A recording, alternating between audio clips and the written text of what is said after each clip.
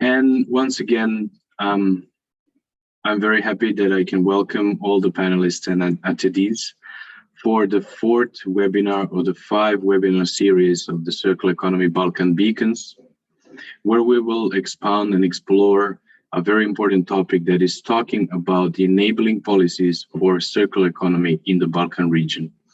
We know and we see that a lot of collaboration and a lot of integration or different kind of formations of the institutions will be necessary to conduct a good systemic circular transition in these areas.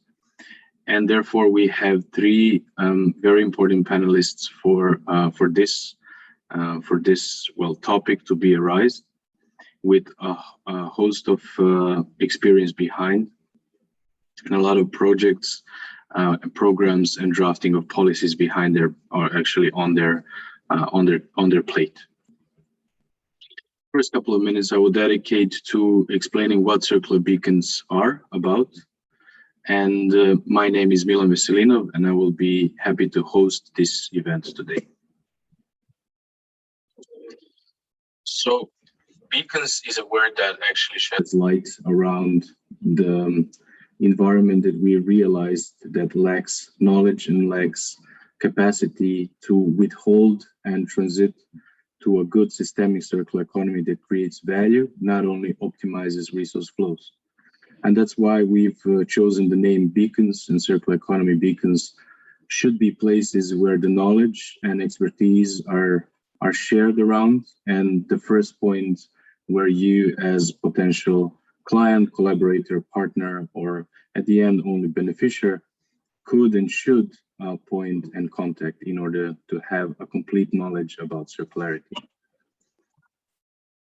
Our mission is to create a socio-economic system that facilitates for a profitable, safe and fair and resilient circular market, clean actually and resilient circular market. There was a lot of thought knit behind these couple of words.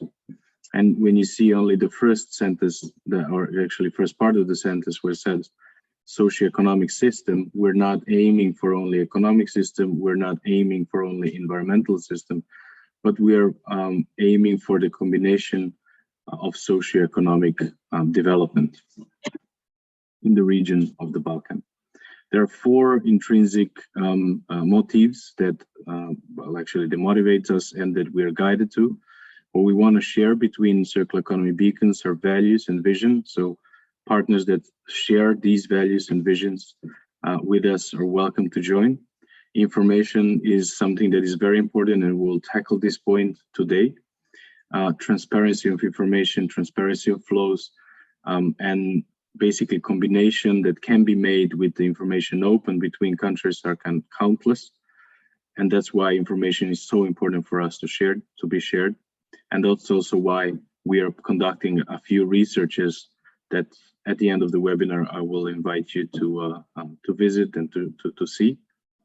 Resources in domain of financial resources and human resources is very important as well. And at the end, experience and expertise is something that we want to build and share among us in order to catalyze or speed up the transition towards a systemic circular economy.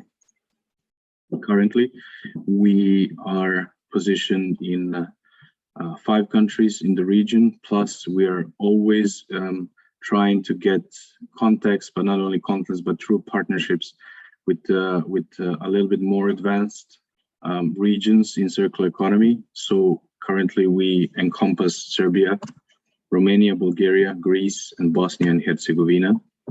But we are closely collaborating with partners from Spain and currently from Germany. Also this year, actually, we started to work with the Danish partners, or actually Danish collaborators. And therefore, our goal is to expand the good impact throughout the Balkan region and to be useful for all levels, be that business, policymakers, or civic society in this transition towards circular economy.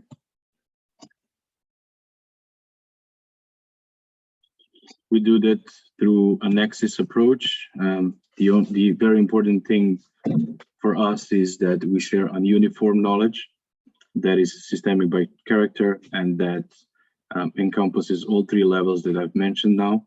So we're not pinpointing the processes, we're not pinpointing the delivery of new products, we're not going to be experts in policy drafting, but we want to create a uniformed systemic knowledge about circular economy so everyone can take similar approaches and not take it sporadically.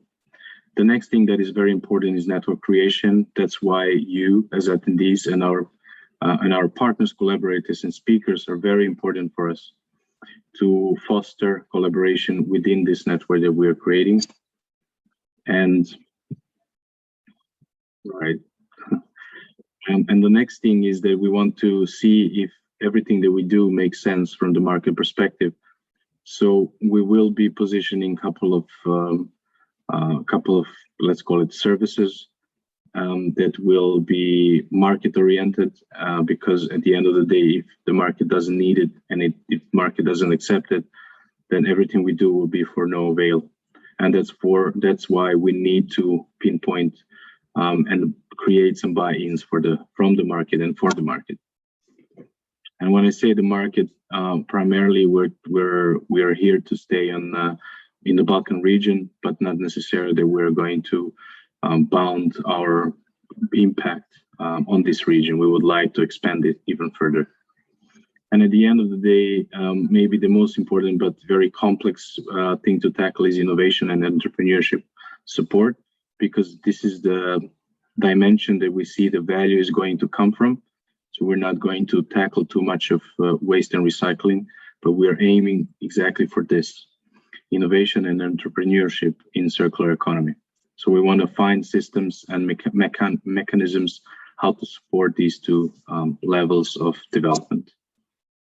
And of course, there are two axes that we need to be integrated with, and that's policy support. So everything that we learn from the market, everything that we have to share with knowledge, we would like to forward this to the policymakers in order to support them in creating high quality policies that will be both flexible and adaptable and actually, adoptable from the point of view of Balkan countries.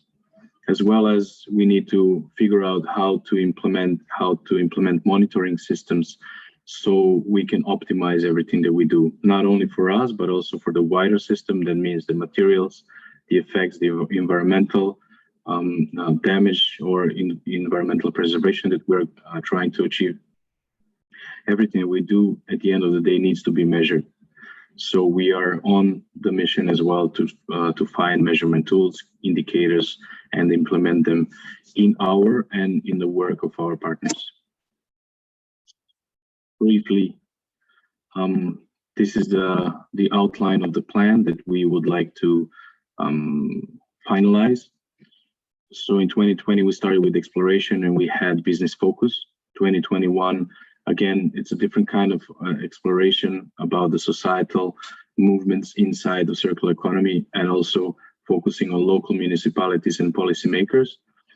2022 should be creating arguments that are definitely coming from the market. We would like to drive collaboration in 2022, and we're going to focus on finance and innovation. And 2023, we want to integrate all these three dimensions into one, creating a business and innovation and experts ecosystems working as one throughout all the countries. So this is the task that will begin in 2023, definitely not be over in 2023, being that it's a very high level and complex development that we are trying to achieve. So we are planning to have this platform working at least until 28, maybe until 2030, and hopefully we will not be necessary anymore. That means that we have spread a good amount of impact, and that all important actors are positioned well to know how to achieve circular economy in their internal and of also external operations. What we are here basically to foster is very pragmatic collaboration between all the countries and all involved parties. And enough about circular economy beacons. it is my utmost pleasure to welcome three prominent and very important speakers, and also our partners in this journey.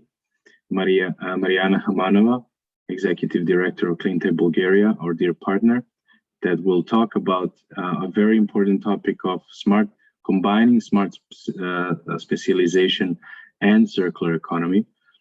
Then Mr. Nenad Milivojevic, Senior Advisor from the Ministry of Economy of the Republic of Serbia. And it will be an interesting topic about how the narrative of Serbian government and ministerial context is transitioning from the waste perspective to industrial policies. Definitely there will be a lot of developments in future years, but it's an important thing to see how integration and collaboration between huge or big or important institutions in one country are collaborating in order to foster circular economy transition. And in the end, but not least, of course, friend and a partner, Andrej Gejka from the Sport platform, that will talk more about the transition, how to support it from the financial and platform side of view. And he will definitely tell us more about how we can actually measure the impact of transition towards circular economy. So without further ado, Mariana, I would gladly welcome you to the stage and have your talk hopefully ready. I just know that I need to enable you to. Yeah, hi everyone. Hi Milan, thank you. I hope you hear me good. Yes, everything is fine. I cannot start my video, but probably this is try now. So it's good that you hear me. Thank you very much for the introduction. Hello everyone. My name is Mariya Kamanova, and I'm Executive Director of Cleantech Bulgaria, a partner in this great, exciting project on the circular economy beacons in the Balkan countries. Milan has presented to you what the project is all about, and we are very glad to be part of it and working actively with all the partners mentioned towards developing this it's already not a new, but quite a complex topic on the circular economy transition in our countries. I will now share my screen, but I see I cannot do that. So probably if the host can enable this or to share my presentation, I have sent it yesterday as well. Yeah, you should be able to share it now. Okay. And you can also turn on the camera if you prefer. Good. I'm just first trying to share, but it's still unable. Try now. Okay, now I can. Perfect. Good. So first, here it is. Okay. So I will start probably duplicating some of the information that Milan has mentioned in the introduction session. But why circular economy? Let's start from here. And why this is a so complex topic? Because we talk here about different levels of implementation. So starting from a very bottom-up approach, from the citizens, from the companies, from the people, and then going to municipal level and national level. These are different approaches how to reach this transition. But the circular economy on European level is something which has been set up by the European Commission in 2015 as a top-down approach. So we have to combine these two approaches into one working solution for each country. So there is no one solution fit all. And this is why we are working in the different countries, of course, using one and the same methodologies and tools, but adapting it to the local understanding and ecosystem. I will present to you in today's discussion something that we tried, tested, and we saw that it works in Bulgaria, together with the Ministry of Economy and another 5 ministries in Bulgaria, because in the very beginning, when we started this exercise in 2019, we found out that the circular economy as a topic is spread among at least 5 institutions, 5 ministries. So meaning the Ministry of Economy, Ministry of Environment and Water, Ministry of Energy, Ministry of Labor and Social Affairs, Ministry of Education and Science. And saying this, we found in different strategic documents references that are connected to the circular economy approach. But as usual, these references are very much going into one or the other direction. As Milan also mentioned, usually the association to circular economy goes very strictly and only to the waste management approaches, which is not the right direction to think systematically, because then we will have only one vertical covered, but not the whole aspects of the circular economy transition. That's why we created this interministerial working group. The process was supported by EIT Climate Kick under a different project, not the current one, but it was following the main tools developed by the EIT Transitions Hub and Mr. Christian Matti, who is also supporting now the current project in some approaches and consultancy. But together with the Transition Hub, we developed a tailor-made methodology to gather and analyze the situation in Bulgaria and propose concrete actions, how the governmental institutions can proceed combining their forces, combining their strategic agendas into one big vision. What happened is that we gathered this interministerial working group experts in several one-to-one meetings. So there were 5-6 working groups established within 2019 and another 5-6 in 2020. Start working together from a very beginning, like defining which are the main priorities, actors, and activities in the current situation, and also in the current smart specialization strategy of Bulgaria, how they're set in the previous smart specialization strategy, 2014-2020, and defining new actions and new actors that should for sure be assessed and included in the updated smart specialization strategy from 2021-2027. We mapped different activities in different domains, and the mapping exercise included, after the mapping process, clustering of these actions and actors, new and existing, in so-called clusters, thematic clusters. For example, waste or education or capacity building or investments in infrastructure, startups, and so on. What was interesting to see is that we have identified 13 existing activities already implemented or already, let's say, defined at least in the smart specialization strategy till 2020.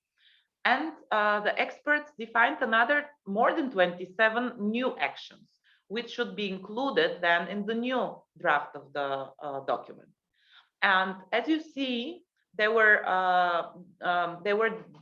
divided between different horizontal and vertical priorities. You can see here resource efficiency, waste management, of course, but you can see capacity building. You can see as well reuse of materials, which is, again, not exactly going into the waste direction, which was very important in order to start talking about systemic approach. and defining in which ministry, which type of clusters or actions are relative to their operational programs. Because as you know, the planning goes from the strategic objectives and then goes into concrete measures and activities that are implemented by the ministries through the management authorities in the operational program, so connected with concrete funding that will be allocated for reaching the indicators set in the smart specialization strategy or other documents on strategic level. Here it was interesting to see, as you see on the left side, we had the same defined actors actions, so the cluster, so to say, and we made a distinction between existing and new, and connected to them responsible actors. So who should be the one who will implement these actions, and who is leading in the process. Sometimes it is a municipality leading, sometimes it's the business leading the process, sometimes it is a process which depends on concrete legislational or framework change within some laws that should be reinforced in order to be able to proceed further. It's a very brief introduction, of course, of what we have found out. It's a 2 years work, so this is not something that is easy to be presented in 10 minutes presentation, but it's just to give you an insight how we started this and what the way we have executed it, and it brought really good results. This also helped the governmental representatives to see where their role is in the process. So who is the main responsible and who is the one who should contribute and with what. The good and interesting information here is that you see a lot of activities are not able to be implemented without the business. So whatever we are talking about, governmental support actions, strategic documents, yes, this is right, because this connects everything to one whole vision and framework. But actually, all these instruments should be reinforced in order to enable the business to make the transition. And this was one of the key messages. But also one very important finding was related to the knowledge and capacity, because at the end, it doesn't matter if we talk about companies, if we talk about NGOs or governmental representatives, it is crucial that there is enough capacity in all the institutions and all organizations to understand and talk the same language.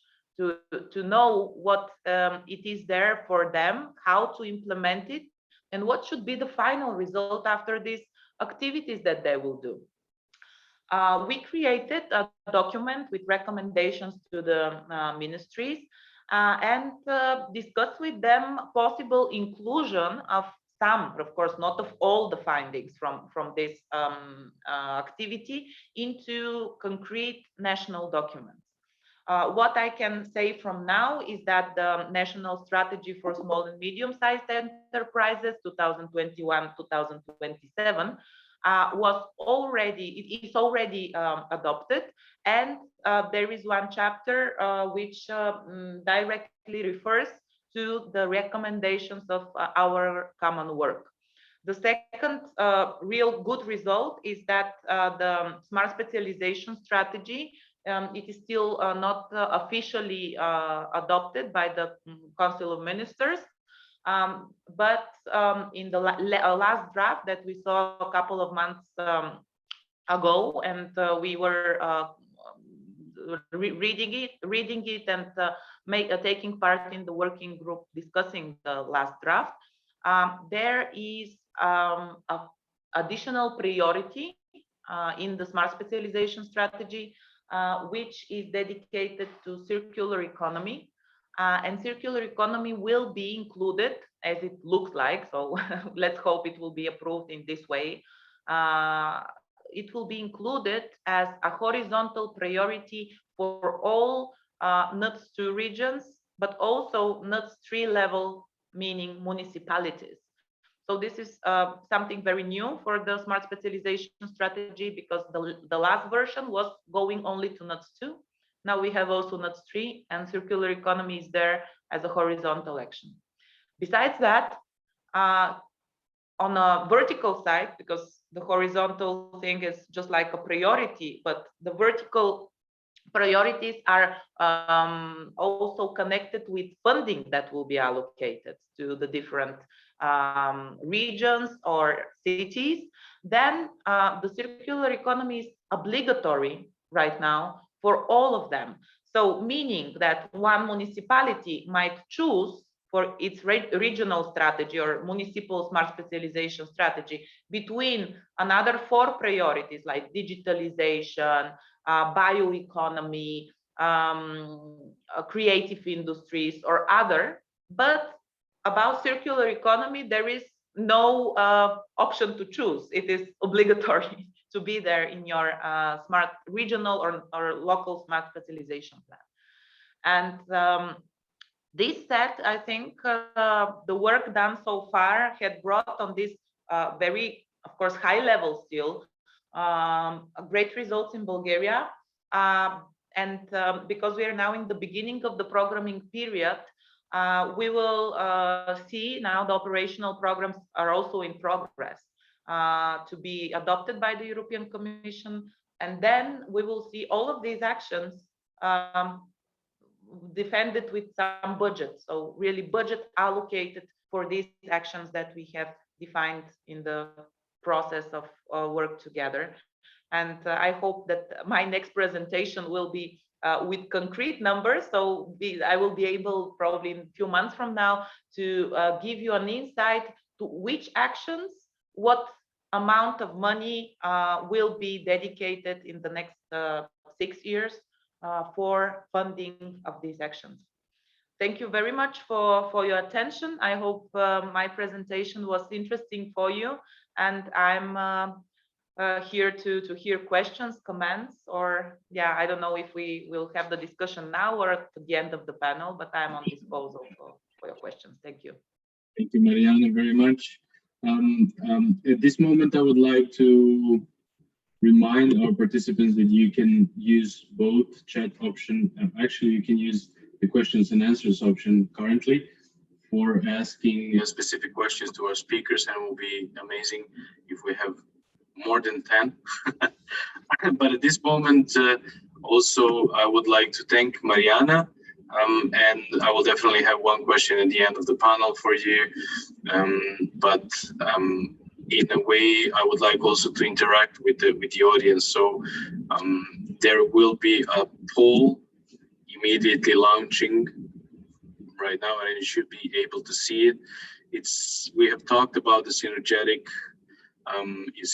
effect from our deeds, and therefore we really need to have a good mix of all the participants that are coming in to our webinars, to our sessions, to our trainings and education modules, etc., etc. And therefore, kindly reminding or kindly asking everyone to contribute here, and I can see that almost everyone had contributed. I will wait for maybe 10ish more seconds to see what type of organizations are you coming from. And for us, it is very important that we have a very good mix. And for now, I see that it is quite approximately similar percents are coming from all domains, which is very encouraging for us. That means that we're actually sending a good type of a message, and not to bother you too much. These are the results, and very much interesting split. 19% from governmental institutions, 31% from business, 14% from civil society, 21% for research, innovation, and academia, and 14% from the other sectors. That gives us a good amount of information for the follow-up sessions. And at the end of speech 2, I will invite you to, to join us in next iterations of events during this year. Thank you very much for this. And as a next step, I would really like to invite Mr. Just a second, just to put this one on.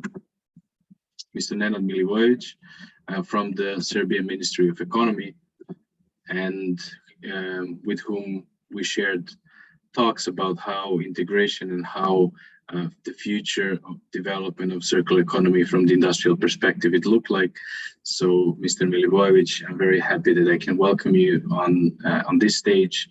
The floor is yours, and please let us know what is happening in the field of policy development in Serbia in regards to circular economy. Thank you very much. Thank you, Milan. Good morning from Ministry of Economy. My name is Nenad Milivojevic. I'm the head of the Department for Industrial Development. Thank you for giving the opportunity for the Ministry of Economy to attend this webinar and to present developing of our industrial policy and our measures and activities regarding the whole strategy with a special focus on the circular economy. I will try to share a presentation now. I'm not sure if I can. Can you see the presentation? Not yet. Maybe if you are using two screens, maybe you have to draw from one to another. So you don't see the presentation? Not yet. But if you like, I can share from our screen. Maybe I can try. If I cannot manage, you can do it instead of me. But you don't see it. Not yet. Not yet. Not yet.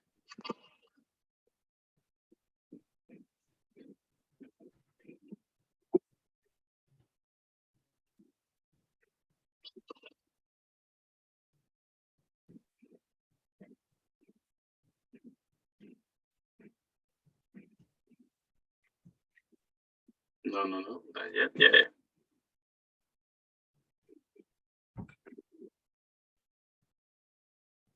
I opened the presentation. I don't know why cannot to share it.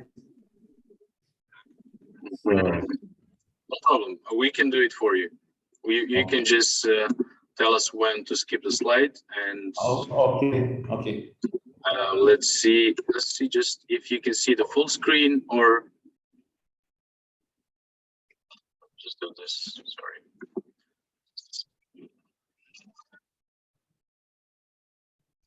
Yes. Now. We saw it for a moment. There you go. There we go. So, Ministry, thank you, Milan. You're welcome. Ministry of Economy adopted industrial policy in March 2020 at the same time when this COVID pandemic started. So in defining measures and activities in the action plan, we tried to give a special focus on the activities that will build the resistance of economy, and we gave a focus on digitalization and circular economy. So the action plan was adopted in April this year. We started with some activities, and we hope that we will have good results in green and digital agenda, as well as other parts of industrial policy. You can skip to the next slide. So what we expected from this process, we needed continuity in defining industrial policy. So our previous policy was valid to 2020. We needed another document adapted to new situation in the economy, and we also needed one document which is better implemented. It has better monitoring capacity. Another important thing is fulfilling the obligation in Chapter 20. So we needed to adopt a comprehensive industrial policy, which is based on EU principles and results of smart specialization strategy. It was a pleasure to hear the previous speaker about some their experience with the smart specialization strategy. You can skip on the next slide. We can say that firstly, our focus of our industrial policy is manufacturing industry, and also we have a horizontal approach, which means that we don't support any specific kind of an industry, but we trying to define measures and activities and create environment in order to build competitiveness of the industry. Also, it is important to say that we had a great support from German International Organization for Cooperation, GIZ, in supporting experts in developing strategies. So we here had two working groups, working group of the Ministry of Economy and experts, and we also had a government working group, which was coordinated from the Prime Minister Cabinet. The task of this working group was bothly to develop industrial policy, but also smart specialization strategy. Those two strategies are closely connected, and we could say that they have, let's say, similar goals, because the goal of our industrial policy is to improve competitiveness of the industry through measures and activities in intervention areas. And the general goal of the strategy of smart specialization is to improve competitiveness of the economy through innovations and cooperations with the science. Another very important thing is public-private dialogue. This institute was many times criticized in the sense that when some institutions wants to introduce a new legislation on a new strategy, like here was the case, the criticism was that all relevant stakeholders were not fully involved in process of consultation. So we wanted to change this, and from the very beginning to involve as much as we could of the relevant stakeholders. And of course, EU industrial policy as some general guideline, because every country has its own specific industrial policy, but this reflects some general guidelines for our industrial policy. You can skip the slide.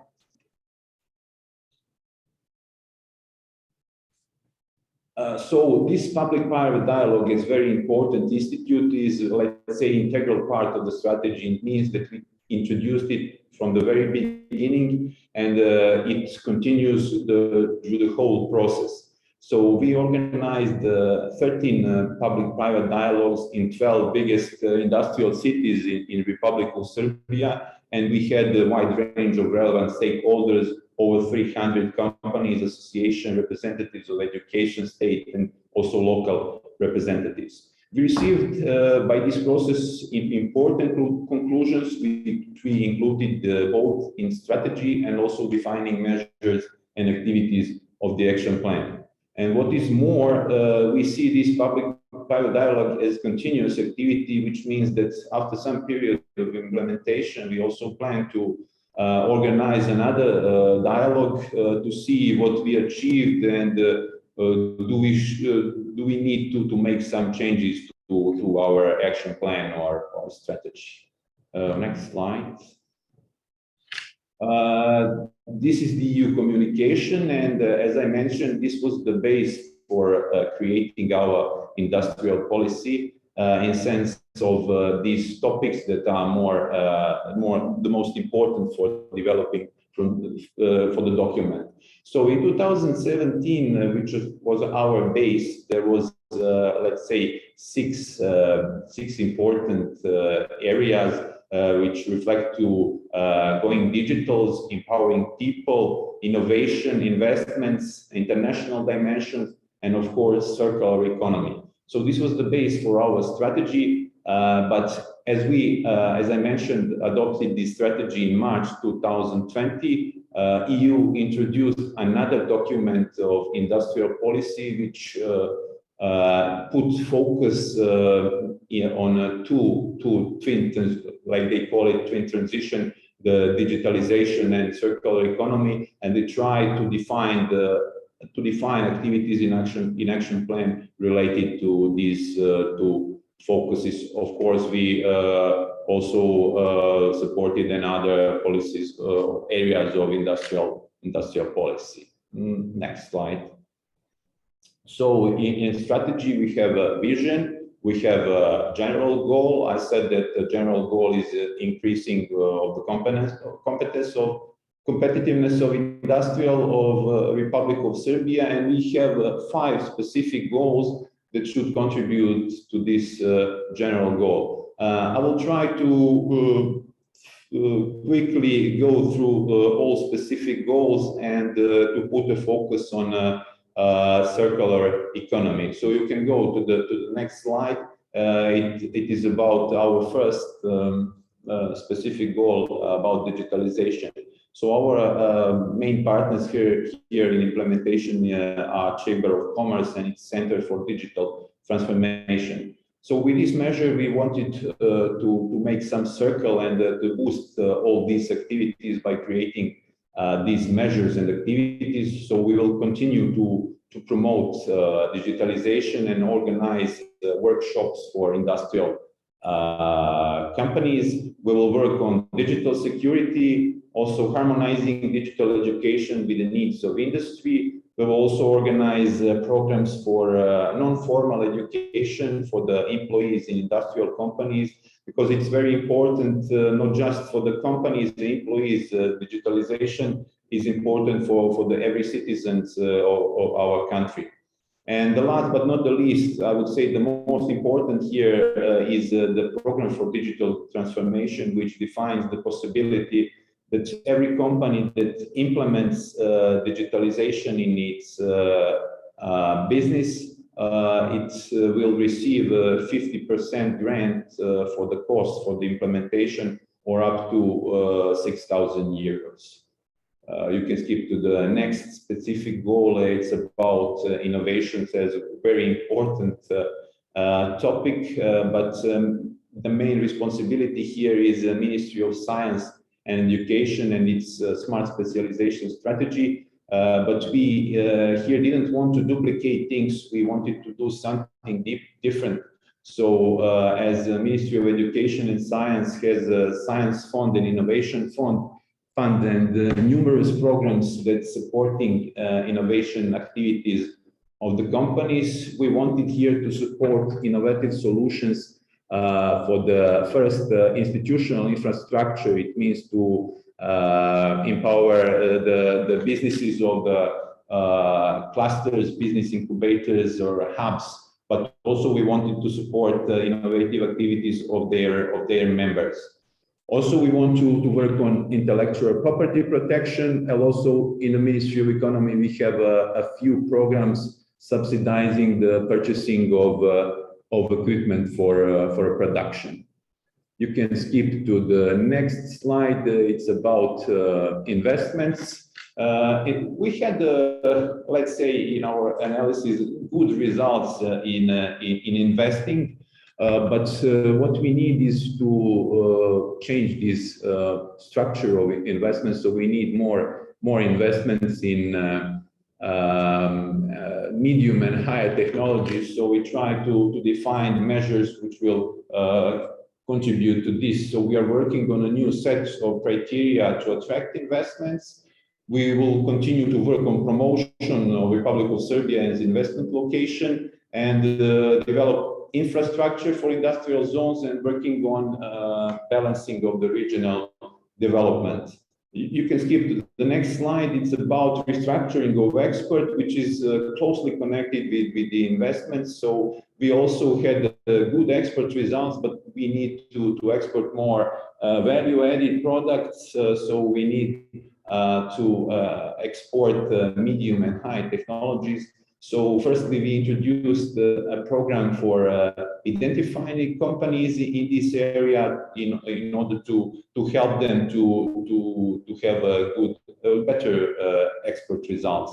Of course, there is export promotion and internalization, as well as the support program for entry into supply chains of multinational companies, which these two programs are conducted by the Serbian Development Agency. Those were, you can skip to the next slide, those were 4 specific goals which are very connected with the circular economy, which goes, let's say, through the whole strategy. and we see it as an integral part of this transition together with digitalization, especially receives bigger importance in this COVID situation, and will become even more and more important to build digitalization and the circular economy. So circular economy, as I mentioned, it was one of the topics in the public-private dialogue. It means that all stakeholders have had a chance to identify the problems in this field and also to offer some solutions. So it was not just an event of one day. It was a continuous activity because through the whole network of local branches of the Serbian Chamber of Commerce, all the stakeholders could contribute developing the strategy in this topic and other topics also through the whole process of developing the strategy. So this is a specific goal of the strategy, but it is closely connected with all other goals, and we will try to combine all activities in order to boost the circular economy. You can skip to the next slide. It's concrete about specific goal number 5. It's transformation from linear to circular economy. Here, the main partners for the Ministry of Economy are the Serbian Chamber of Commerce and the Ministry of Environment Protection. Firstly, I would say here that the role of the Ministry of Economy in general here is in strategy is monitoring the performances of manufacturing industry and trying to help them to improve competitiveness. So in concrete case here in the circular economy, we would like to organize measures and activities to help them to overcome some difficulties and to make transition to the circular model of business. So for the start, we organize the promotional, educational activities together with our partner Center for Circular Economy. So government adopted a program which called this program for supporting of circular economy, and it defines all activities on promotion and education in the first 3 years of the action plan. And this is for the start. And also, as I mentioned, Ministry of Economy has a few programs that subsidize the purchasing of equipment for production. And in these public calls, we put focus on the circular economy. So we invited all subjects that use these subsidies to try to invest in energy efficient equipment and equipment that supports circular economy. Even more, we will try next year to allocate another funds and to try to connect specific goal and measures from innovations to the circular economy. So our plan is to organize a program which will define subsidies for the companies that will implement some project in circular economy in cooperation with the science. You can skip to the next slide. Ministry of Economy is one element is this circular economy system together with the other agencies, other institutions like ministries, agencies, Chamber of Commerce and Industry. Also very important is a local community. Another important thing is regarding activities of the Ministry of Economy is small and medium enterprises strategy, which will be introduced next year. And also one of the most important things here will be activities regarding circular economy. So every future activities here in the ministry we will use to spread the circular economy concept. And at first place, to provide more funds to help industrial subjects to the transition to the circular economy. Thank you very much for this short presentation. I'm also here to answer if there is some questions, and it was a pleasure to present our activities regarding circular economy. Thank you. Thank you very much for this presentation. Only as a short, maybe a switch cherry on the top, in regards to all the goals of the industrial policy.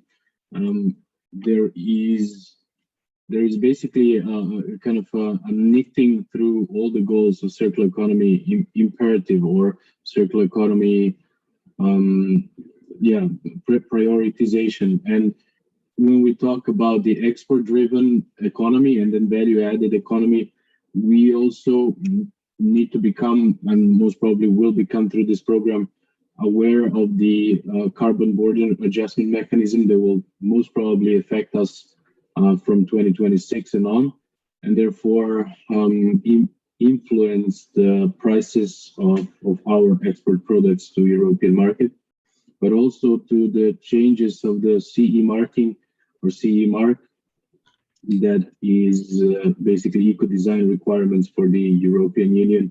They will very soon start to require the recyclability, the recycled percent of materials in products, the durability of products, etc., etc.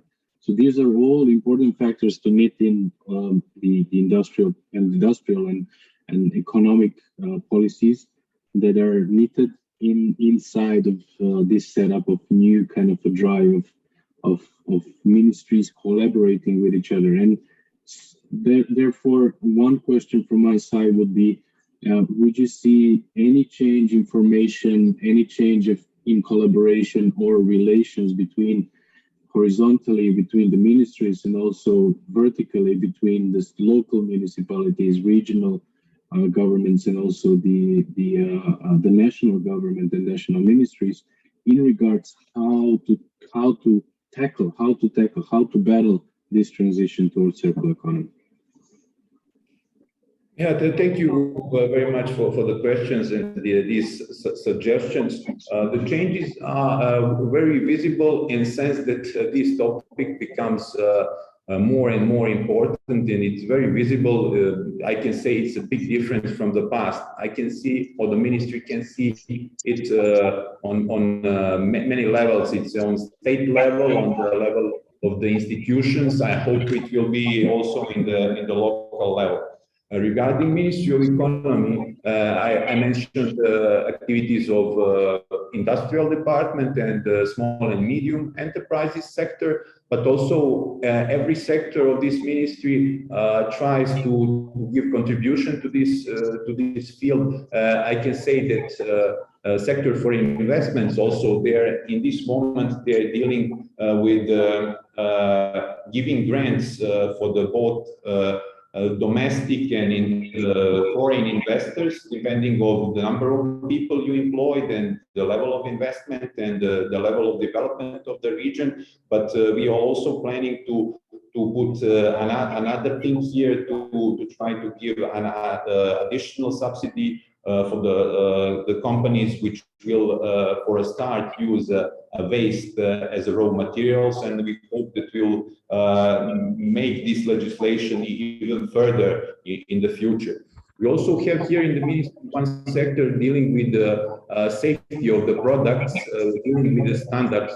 So there, as you mentioned, carbon taxes or recyclability, they do very important things in order to give standards to the products, and it's very important for the quality of life of our citizens and also other countries have if we export. So it is important things here to have activities related to these kinds of activities and export potential. So we will have definitely companies will have a problem with the standards regarding carbon taxes and recyclability. Also, there are more and more activities for, not to mention the most important ministries like the Ministry of Environment Protection, Ministry of Energy, and also Ministry of Finance is very important here, and other institutions, Serbian Chamber of Commerce, a lot before we introduced this strategy was dealing with this topic, and also helped us a lot in developing strategy and defining some activities here. Maybe it's a moment here to try on the central level to organize some institution or a body which will coordinate all these activities. So on the government is to decide how it will be organized in order to achieve the best results in this field. But definitely, as we see, it's kind of a new way of transition that is basically going through all the concepts, all the institutions of Serbian, we'll call it the governmental setup, and therefore, what I see, most probably not, maybe not making the full parallel, but it reminds me of the movement and the basically motivation and the way of changes towards digitalization, and therefore this could be the new complicated type of a transition towards digitalization and circular economy. The way that I see also, and the way that I understood previous talks that we had, that we shared, and also that we had with some other bodies from the government. Okay, definitely there is a lot of activities which need to be controlled, I would say, from the one place in order to achieve results. We can use the experience from other countries, let's say Germany, they have a climate cabinet dealing with those things. We will see what will be implemented here in our country. Thank you very much. Thank you, Mr. Milivojevic. We have one Ante raising hand. Just try to find this and see if Bojana, you're welcome, and thank you for being interested in asking questions. The floor is yours. Thank you. Thank you for organizing this webinar. I have a question for Mr. Milivojevic. Do they plan any kind of education to the stakeholders, to liability companies regarding to corporate governance and to transformation from linear economy to circular economy? Thank you very much, Bojana. You're very welcome. Okay, thank you very much. As I mentioned, for the start, government adopted a program for supporting circular economy, and in that program is defined all the set of promotional activities and education together with the Center for Circular Economy of the Chamber of Commerce. So there is numerous activities, for example, education for the circular economy tools for the companies in local areas through branches of the Chamber of Commerce, educating of companies which have a potential of export with a product that is using circular concept. We will have education on different types of waste treatment. We will conduct various analyses which will be used in implementation of other programs. So this is for the next year, and we can amend this program with a lot of activities as we see that we can implement them in the future. Thank you very much. This was also grounding of the necessities of our region to have a unique and uniform knowledge about complete circular economy, so we can actually bring good decisions in our transition. With this, I would like to remind all the participants that we will have the final webinar that will basically summarize the events and developments of circular economy in our region from all participating countries. So from Romania, Serbia, Bulgaria, Greece, and Bosnia and Herzegovina. That will happen on the 15th December this year. And hereby I would like to invite all the participants to actually to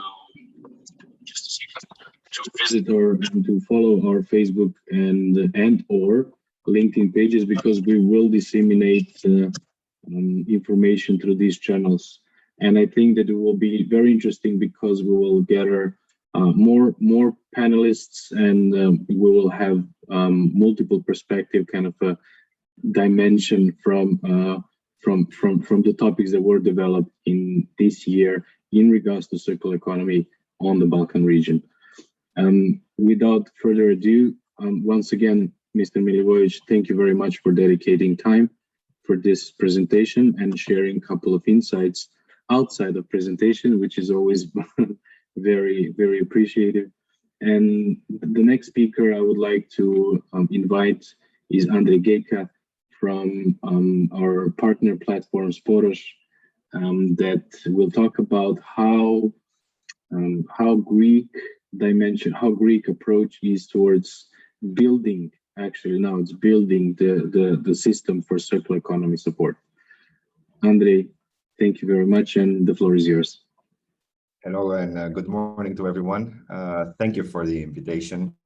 I truly think that this series of webinars is a fundamental activity in terms of accelerating the circular economy, because let's not forget, it's not just a matter of what we do, but also how fast we do it. Since experts have been warning us for years now that what we do in these 10 years would be fundamental in terms of the success of our fight against climate change. So let me quickly share screen. A few words about myself. So my name is Andrej Gejka. I'm a co-founder and partner in Sporos platform, which is the first impact investment fund focused and built from the ground up, specifically with the purpose of accelerating the circular transition. Currently, we are operating primarily in Greece, but in the next 3 years, we are already in talks with the EBRD to come to the Western Balkan region as well, and for the purpose of providing the same type of opportunities that we do in Greece, in addition to a knowledge hub where SMEs can come and receive training, share best practices, and try to build their capacity in terms of the transition for a circular economy. So I'm in my responsibility inside Sporos platform is for policy and impact. So my role was predominantly to ensure that both the setup of the fund as well as the implementation of the investment strategy is in line with EU policy objectives. So in a way, we are translating these top level goals to each individual project. What I would like to talk to you about today, predominantly, is to give you an overview of the policy efforts that are being done, since the topic of today is enabling policies for circular transition, because I think it combines well with the Circular Economy Beacon's objective of having uniform knowledge across the stakeholders and also for the benefit of the participants today. So I will firstly speak about what the Green Deal actually is. And to demonstrate my argument will be that this green transition is a common thread that unites both the European Union and the Western Balkan regions, because for the first time since the accession process has started, even before the largest enlargement towards Eastern Europe, both member states and accession countries will have to do similar efforts towards common goals in order to fight against climate change.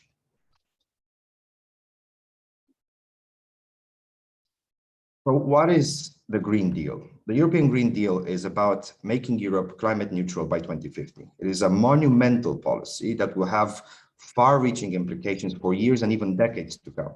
And if you think about it, this policy is basically an action plan that represents a common thread that will unite the actions of all governments to come over the next 3 decades, including those of the Western Balkan 6, because the adoption, implementation, and the enforcement of the EU acquis on environment is an obligation for accessive countries in the framework of the Stabilization Association process. So as long as, obviously, the citizens of these countries demand both that the EU Green Deal and the EU membership are something desirable. So the European Green Deal is actually a lot more than just this goal of climate neutrality by 2050. And I will try to give you a complete overview of what the Green Deal actually is, so that everybody can have this shared knowledge base, and it will also help actors position themselves within this transition.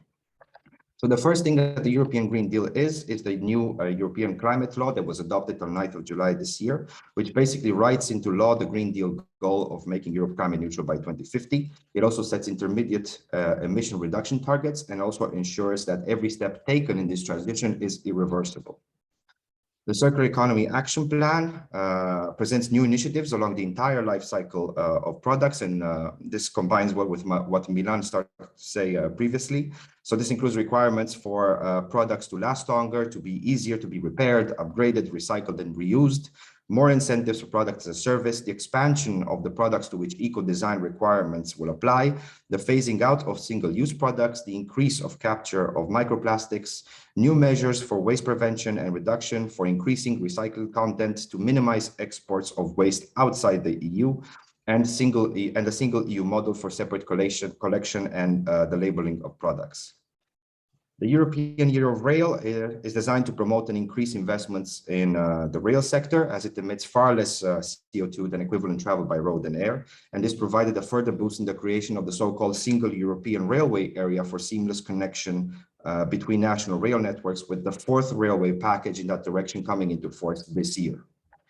The European Biodiversity Strategy 2030 aims to not only make society more resilient for the impacts of climate change, such as forest fires, food insecurity, and disease outbreaks, but it also plans to restore Europe's biodiversity by 2030. The measures included for this are the establishment of larger EU-wide protected areas on both land and sea, an EU nature restoration plan with specific targets and measures to improve knowledge and increase financing and investments, and also more respect for nature in both public and business decision-making.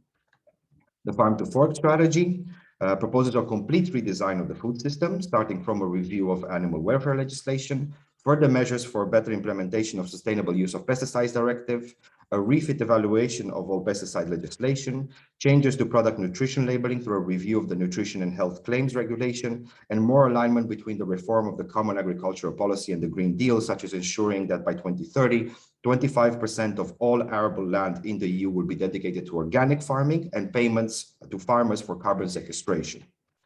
The methane strategy was put in place because methane is actually more important to address than the carbon dioxide in the short term, because over, for example, a period of 10 years, methane is 10 times more potent in terms of global warming than carbon dioxide, while over a period of 100 years, it has 28 times greater global warming potential than CO2.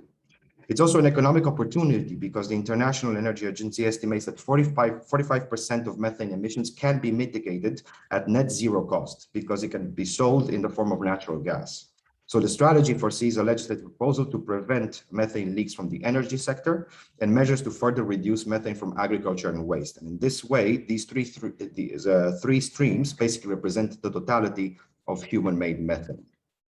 The chemical strategy for sustainability, on the other hand, includes a ban on the most harmful chemicals in consumer products, new measures to take into account the so-called cocktail effect when assessing risks for chemicals, boosting investments for the production of use of chemicals that are safe and sustainable by design throughout their life cycle, promoting the resilience of supply and the sustainability of critical chemicals, and promote global high standards while not allowing bad chemicals to be exported from outside the EU.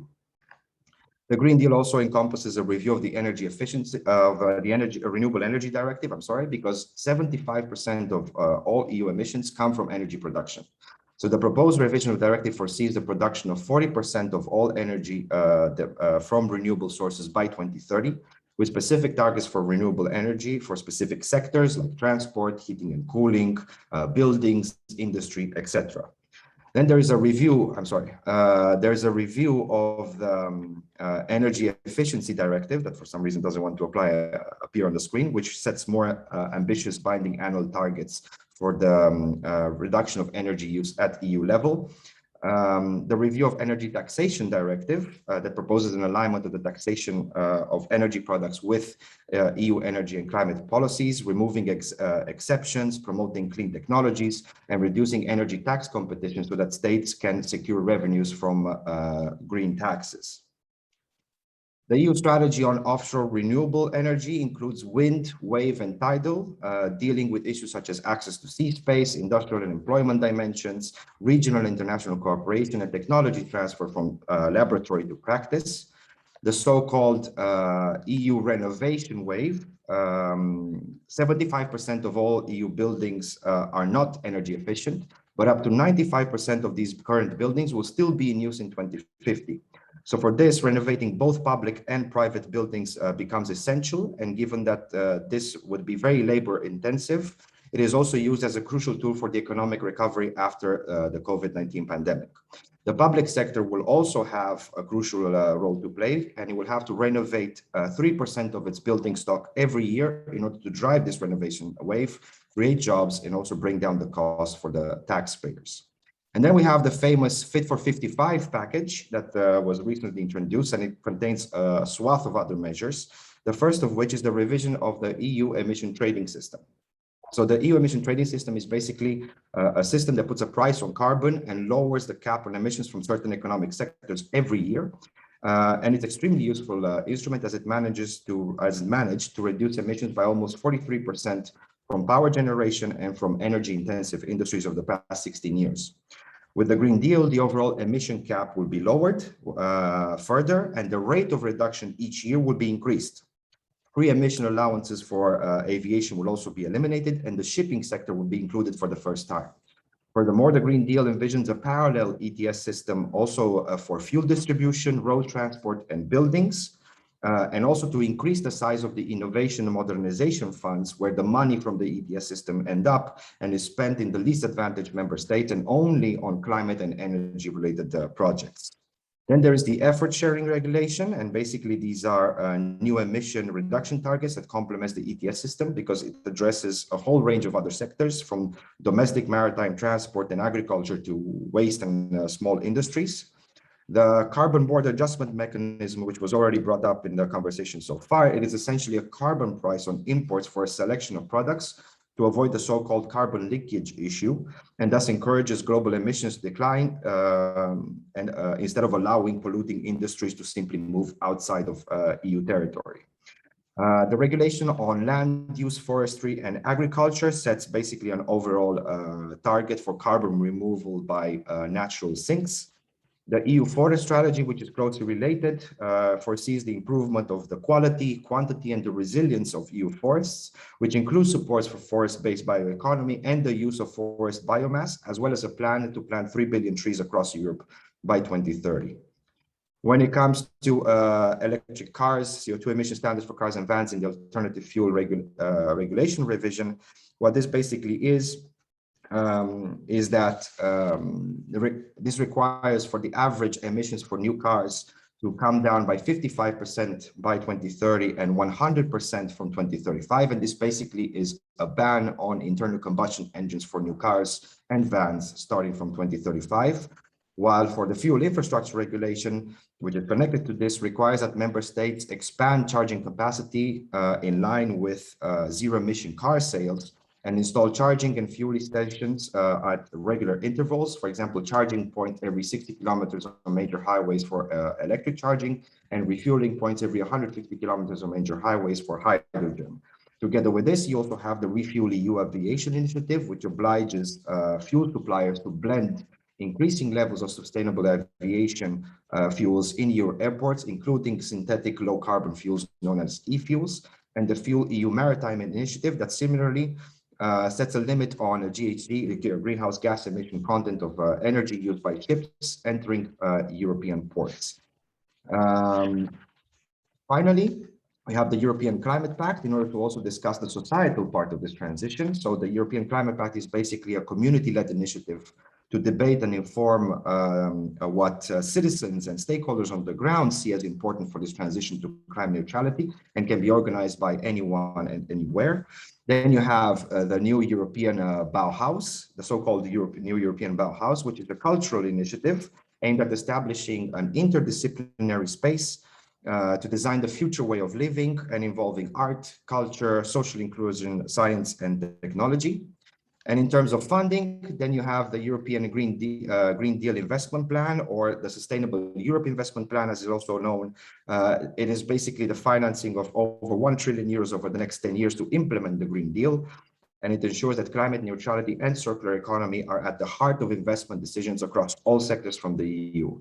And this includes the Just Transition Mechanism that will mobilize at least 100 billion euros to provide targeted support to regions, workers, and sectors that are most affected by the transition towards the green economy, as well as this new social climate fund that allows member states to help citizens finance investments in energy efficiency, new heating and cooling systems, cleaner mobility, etc., for the period 2025 to 2032. The fund is expected to have a size of 72 billion euros, which can increase to 144 billion euros with member state contributions. Now, in the context of the Western Balkans, which have been given a special place in this EU policy, in addition to the necessary implementation of everything that I just said, there are also two main instruments that are being introduced. The first is a so-called economic investment plan for the Western Balkans, which seeks to create better conditions for the long-term economic recovery of the region, to foster regional integration, also convergence towards the EU, to support both green and digital transition, as well as a green agenda for the Western Balkans that was recently adopted in Sofia, actually exactly 1 week ago by the EU leaders and Western Balkan leaders. So in terms of the economic investment plan, basically, it's a package of 9 billion euros that plans to support major road and railway connections, renewable energy, and the transition from coal, given that coal is still fundamental to the energy sector in the Western Balkans, accounting for around 70% of all the electricity produced in the region, and in some countries, even up to 97%, with the only exception being Albania, that has strongly developed hydropower. But this has to be seen in conjunction with this green agenda that was recently adopted, as well as the Western Balkans Guarantee Facility that is expected to mobilize up to 20 billion euros in the next decade. So aside from also including objectives that are more, let's say, traditional to the enlargement process, such as the necessity of commitments of the Western Balkan governments to implement reforms in areas such as democracy, media freedom, and corruption, the real innovative element that has never existed in the relation between the EU and the Western Balkan countries are these guidelines for the green agenda for the Western Balkans, which was recently adopted. So this is basically a new growth strategy that utilizes funding from the economic and investment plan to support the region in its recovery from the pandemic, economic convergence, and to align these countries with the EU's 2015 ambitions to make Europe a carbon neutral continent. It foresees 5 main areas of action, starting from climate and energy, which foresees an alignment by Western Balkan countries with the EU climate law. So this is very important when it comes to the irreversibility of the transition that we are seeing. New energy and climate targets for 2030 in line with those of the EU. The preparation of climate adaptation strategies, an alignment with the new EU ETS system, the emission trading system, and the introduction of new carbon pricing instruments in the region, deployment of nature-based solutions, the launch of similar initiative in Western Balkans as the European Climate Pact, or possibilities for Western Balkan countries to participate in the EU Climate Pact from a social perspective, a review and a revision of all the relevant legislation to support the decarbonization of the energy sector, with an assessment of the socioeconomic impact and the decarbonization in terms of just transition, to develop programs for addressing energy poverty, to improve energy efficiency in all sectors, to support private and building renovation schemes and develop finance schemes for household renovation, to increase the share of renewable energy sources in line with the EU acquis, gradual phase out of coal subsidies, to support the development of smart infrastructure and intra-regional cooperation, to develop a regional action plan for rail reforms and developing a strategy for shifting traffic from road to rail and other more environmentally friendly modes, to implement EU technical standards for all transport modes, and finally to implement sustainable urban mobility plans for the Western Balkans and sustainable mobility solutions, including alternative fuels and building recharging and refueling stations.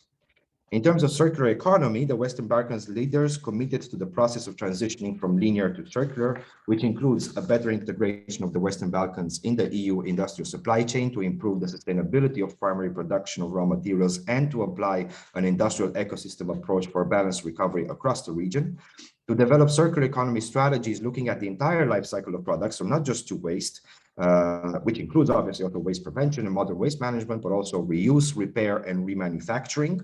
To design and implement consumer targeted initiatives to raise awareness on waste and separate collection and sustainable consumption, to conclude and implement a regional agreement on the prevention of plastic pollution, particularly at sea, and a further implementation of the smart specialization strategies that we've just heard from the two previous speakers that this is already underway. And in terms of depollution, which is the third objective of the Green Agenda for the Western Balkans. The declaration includes various measures ranging from the development and implementation of air quality strategies and monitoring systems, the implementation of all EU acquis on water, more water treatment infrastructure plans, and the establishment of a regional soil partnership to improve knowledge exchanges and best practices between the countries in the Western Balkans, and also regional agreements on transboundary air and water pollution.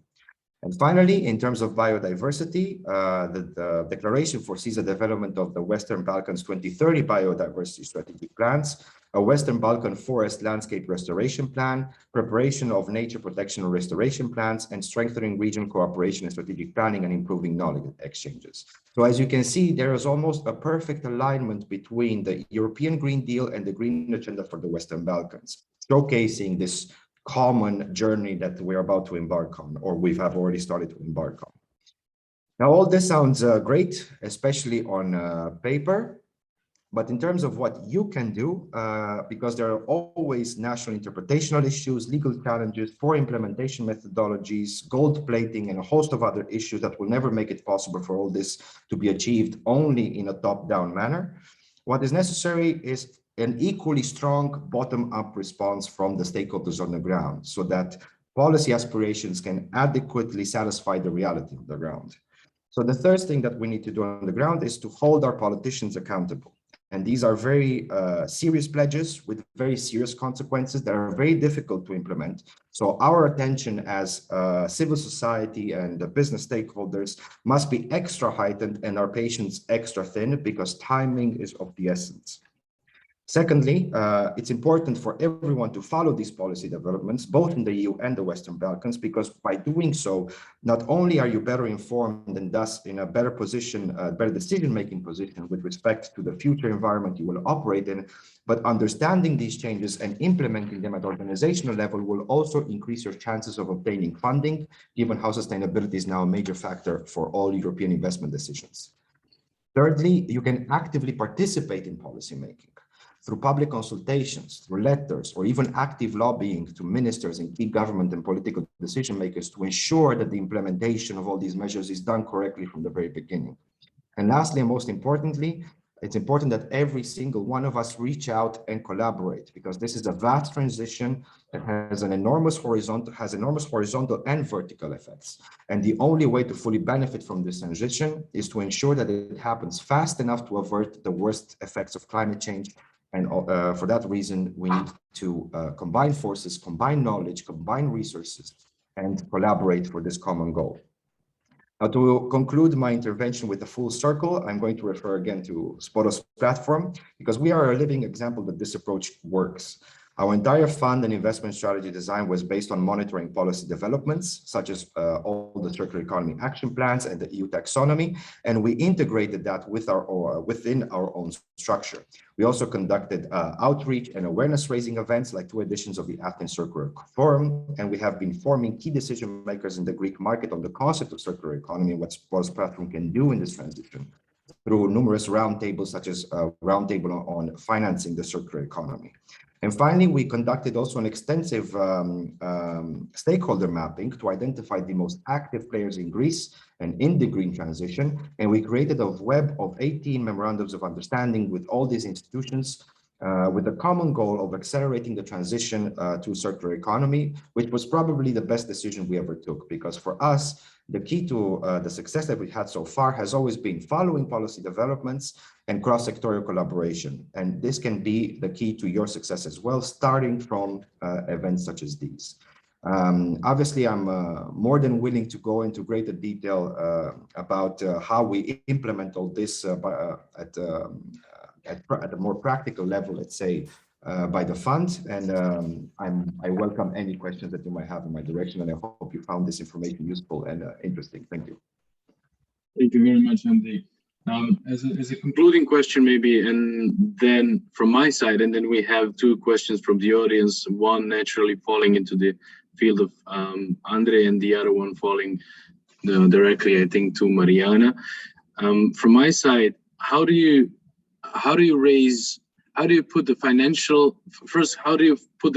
inputs into the transition to circular economy, and then how do you decide where to stream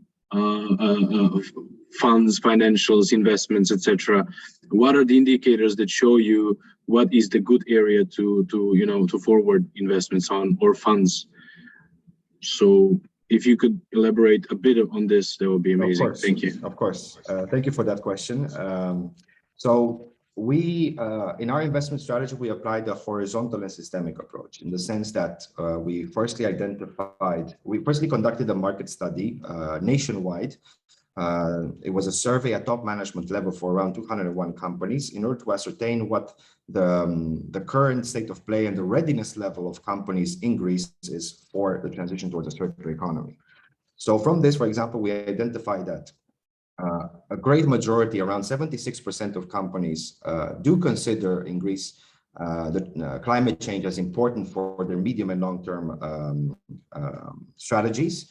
But at the same time, a greater majority of these companies do not use any technological means whatsoever to monitor either their inputs or their outputs. And also, they have not invested a single euro in R&D in the past 3 years. So this is quite troubling metric, but it also already pinpoints the first steps that need to be taken in this direction. We also have an investment strategy that is divided basically in 3 parts. We invest 30% in startups, so clean tech startups, and about 70% divided between SMEs and SPVs. The reason for SMEs is because 95% of all companies in Europe are SMEs. So you cannot talk about the transition towards a circular economy without addressing the main components of that economy, which are SMEs. So we provide financing and advice through our strategic collaborations to SMEs in order for them to know what to do with the money, especially once they receive it. So we advise them how to change their business plan in order to adapt to a circular economy. And this obviously depends on the company itself, what its state of play is, and also what the available solutions and tools on the market already are in terms of their specific business model. And then we also fund SPVs, which are special purpose vehicles. So this is where we combine startups, SMEs, and large corporates into single projects that receive single funding. And this allows technology transfer, knowledge transfer, for example, from the clean tech solution proposed by the startups that get transferred to SMEs that are in the value chains of big corporates. So in this way, you actually increase the circularization of entire value chains and not of individual players. And these SPVs, obviously, because of their nature, can also unlock further funding. We calculated that for every 2 euros as Polos platform invest, we will basically unlock 10 euros of investments due to the recovery and resilience facility established by the European Union in order to promote the recovery from the COVID-19 pandemic, as well as further banking sector loans, because we would provide, let's say, the mezzanine financing, the junior lending, and the banks would come on top and provide the senior lending for these projects. We also have a very stringent eligibility criteria. So, and these are mostly related to the team. So we're really looking for teams that have at least the ambition to embark on this transition, because our covenants that we apply in our investment agreements are very strict. For example, we impose that all our investees assign a transition officer at the managerial level that can function as a liaison between us and them in order to ascertain how the investment process is going. And then through our collaboration with EIT Climate Kick, we also conduct life cycle analysis at the beginning of the investment period, so that we can have a life cycle inventory, which is then translated to specific KPIs that we use to monitor the entire investment process. And at the end of the investment process, we conduct another life cycle analysis in order to properly measure the actual impact that our investment has had, and not just the usual economic terms of IRR and carried interest and so on and so forth. So this is in a nutshell how we implement this on the ground. Andre, thank you very much. I would rapidly jump to Mariana and ask one question that was posted in the chat box, actually. Please allow me for a second to find it. And the question was, what do you think to invest in circular economy inside regional smart specialization that EU countries and Balkan countries are drawing or developing? So I guess The question was referring to what areas would be good to invest in regards to the symbiotic relation between smart specialization and basically the strategies that the countries are bringing on. Oh, sorry. So Mariana, if you could, I think this was posted in the time of your presentation, so maybe it will be the best for you to answer this one. And it also concerns the smart specialization. Yes, hello everyone. Which areas are more, let's say, prioritized to be funded? I think the process should run simultaneously. Of course, I would say starting from capacity building and education, this is crucial to ensure long-term impact. And after that, going to concrete industrial sectors, because there are for sure sectors with bigger impact, like construction, like food, and other sectors which are having a very serious impact on the environment, but also on different circular economy priorities. That's why I think that the different countries should set their local plans. So it is even not national, it should be a local approach, because in certain regions, you might have a big quantity of biomass that can be then in a way reused or transformed.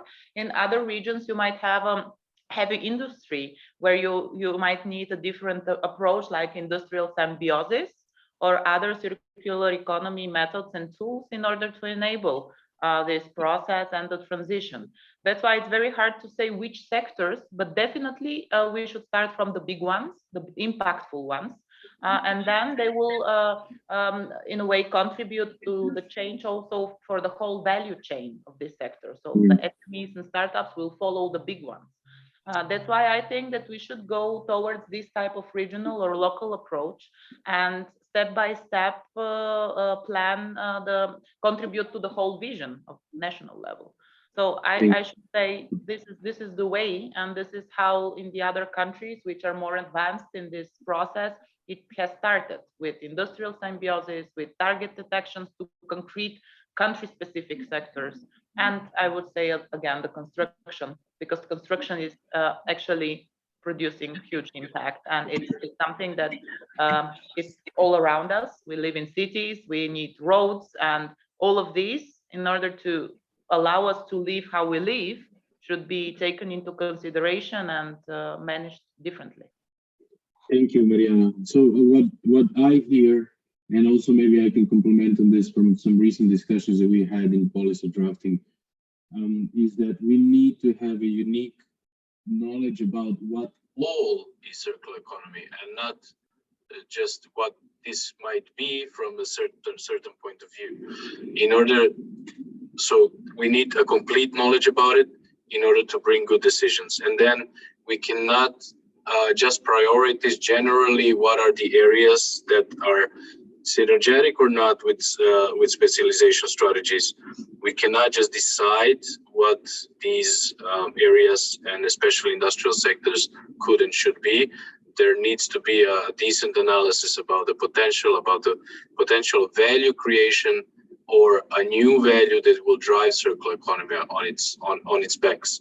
Because if we don't focus on the value creation, then circular economy will become a cost category, and this is something that we cannot endure in the long term. We can maybe in the short term while the support funds are not exhausted, but then we are basically hitting the brick wall. If we don't focus on value creation, as also Mr. Milivojevic has mentioned. And at the end, we need to be aware about at least 3 levels. There is a 4th level as well.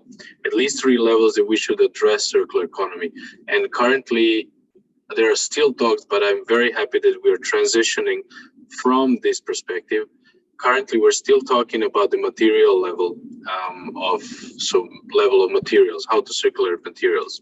But then we have also the product level of circular economy. So how can we change the products themselves to give them different function and different function and different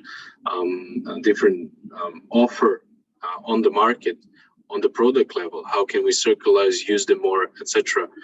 on that level? And then we have the organizational level.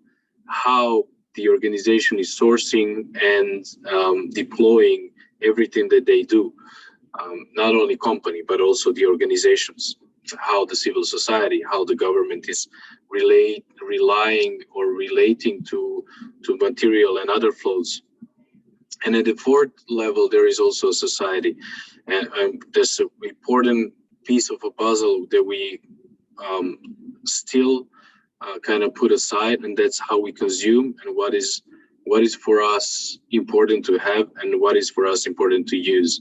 And we need a shift in mindsets also in the society, because if the society requires the same things, and if the customer at the end of the day requires the same thing, which is more and more, it will be another dreadful but very hard transition to have. So we need constantly to think in these four levels rather than what are the specific areas that we want to target circular economy transition. And also there is one characteristic to this. If we target specific area, that means that we're basically giving them a head start. And there needs to be a good amount of argumentation why we do that, if we do it.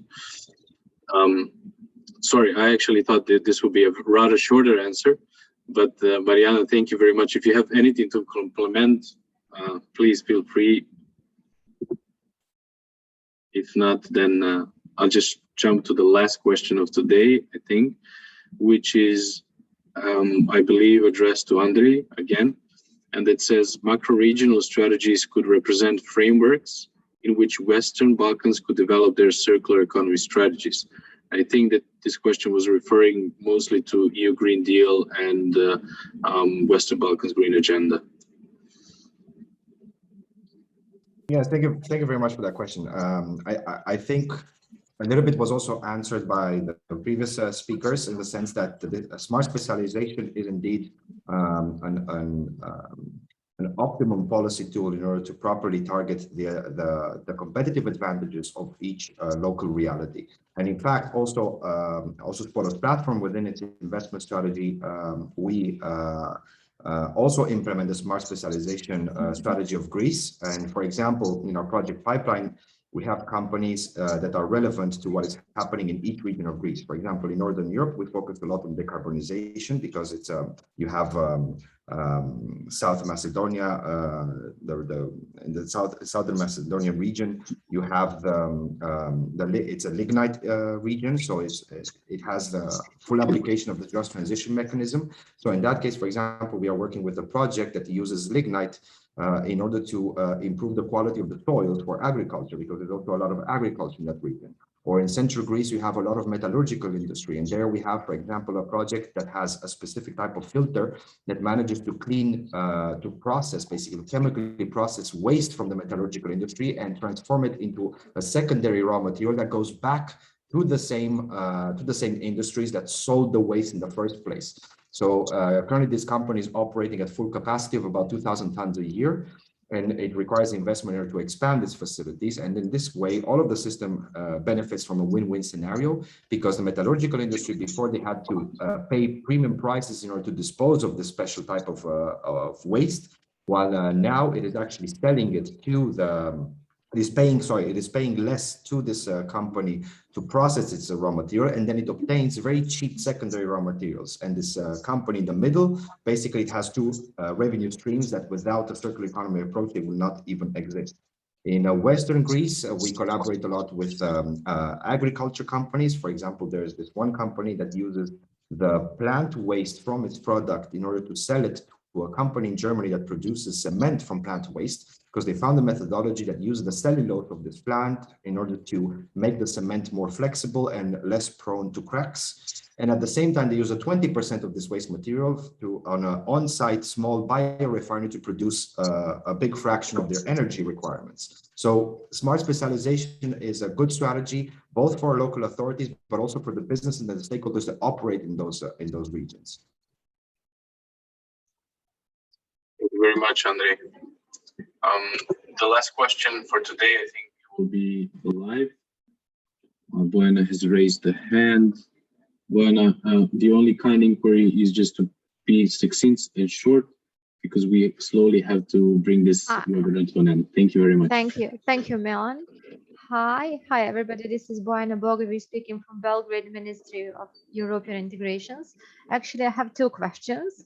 The first question goes to Greece, to Andrei Geisa. Sorry if I did pronounce your surname badly. But my question is, how did you solve problem of disbelievers? Because owners of companies aren't easily willing to change way of governing their companies because people have habits to refuse every challenge because they're connecting challenge with something wrong.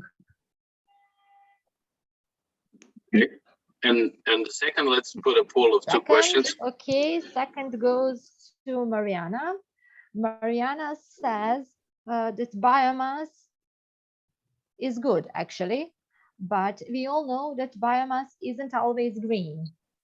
So how did you diversificate producers of biomass? Thank you very much. Unfortunately, but Mariana had to leave because we're a little bit over time. So I would put this question on a parking lot, and I will definitely make sure that we answer you in written in the days to come. Thank you. So so we complete this. And referring to the first question, thank you very much, Bojana, for asking these. Referring to the first question, Andrei, if you could just share your thoughts. Thank you. Of course, and that's actually it's a very important question, and it's one that we wrestled with from the very beginning. And the methodology that we ended up to is that we change the narrative based on who we are talking to, right? So since our objective is to help existing SMEs, the ones that have been producing and manufacturing for the past 10, 20, 30, 40 years, so there's also a generational element there because usually these businesses are family owned, where usually the pater familia still dictates everything, where they see their companies as small babies and they don't want to give up any portion of it, for example. So we adapted to this reality, right? So for example, in the beginning, we were a purely equity fund, but then in the design of the fund, we actually moved to mezzanine because we found out from that survey that we conducted across the territory that there's a lot more appetite from SMEs for this type of financing rather than equity because they don't want to give away a portion of their company, right? So when it comes to how to convince them to join this, is that with companies, we never talk about, or it's never the primary focus on the need to save the planet from climate change, right? Because, okay, this might resonate with the owners of the companies at the personal level, but when it comes to taking care of their company and their balance sheet and their employees, this has less relevance for them. So what we do is that we talk to them about how implementing these changes makes business sense. One is because most of the changes that we propose will be required by law, as you probably could ascertain also from the presentation that I made. So it's not a matter of choice, it's a matter of obligation. And what we do is that we provide the financing and the advice for them to become compliant early on and thus gain a competitive advantage on the market. And secondly, what we do is that we try to talk to them only in economic terms, so in terms of cost savings and the revenue generation and so on and so forth. And in fact, one of the main reasons why the first Athens Circular Forum that we organized was a success is because we created a so-called market panel where we invited companies that we identified through our market study having implemented circular economy changes to their business plan without knowing that there were circular economy changes. They just implemented them because for them it made business sense. Like, for example, that project that I talked about in agriculture of selling the plant waste. For them, they didn't even know about the concept of the circular economy at the time. They just found these opportunities and said, this makes business sense for us because instead of throwing away 80% of my plant, I can have a new revenue stream by selling part of it to this company and cost savings from the other side by producing my own electricity. So whichever company we deal with, we try to identify their needs, their potentials, and we explain to them in pure economic terms why this makes sense for them. And in this way, the conversation is much easier to happen with them. So it's all a matter of adapting to your interlocutors. We speak differently with our partners, we speak differently with NGOs, we speak differently with political decision makers, and we speak differently with companies. And I think that that's the best way to tackle this. Thank you. I would answer it quite similarly. There are a couple of narratives. There are actually many narratives. There are many contexts, and each of the stakeholder groups need have different needs and different motivations why they would start even talking about these things. Thank you, Andrei. Thank you very much, Mr. Milivojevic, and thank you, Cleantech Bulgaria and Mariana that had to leave for another appointment. I would also just use this opportunity to remind the attendant to follow us on LinkedIn and Facebook pages, because we will be sharing one more event until the end of the year, which will be on 15th of December, where we will talk about the achievements of 2021 in regards to circular economy in the Balkan region. Until then, thank you very much for being present in this one, and have a very, very productive day until, well, at least until 15th of December. Thank you very much. Have a good day, everyone. Thank you. Goodbye.